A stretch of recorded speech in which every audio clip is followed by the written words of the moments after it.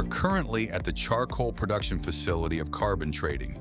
The site is equipped with 6 mobile charcoal retorts. The name Mobile Retort speaks for itself. These units can be easily transported, relocated, and installed almost anywhere. The 6 retorts operate as 3 pairs. At any given time, one pair is being loaded, another pair is in the cooling phase, and the third pair is actively prepared for discharge the ready charcoal.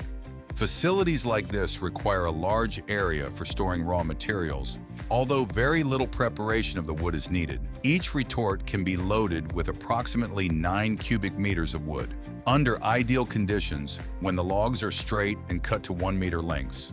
The capacity reaches up to 10 cubic meters. The main species processed here are oak, hornbeam, and ash.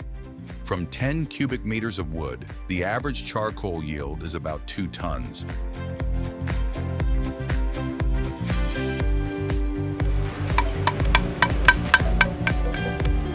The retorts can accept wood of various lengths, from 1 to 4 meters. There is generally no need to cut or split the logs beforehand. Only highly curved pieces may require some trimming. Loading is carried out using a hydraulic loader, manipulator. The operator removes the retort lid and places the wood directly inside.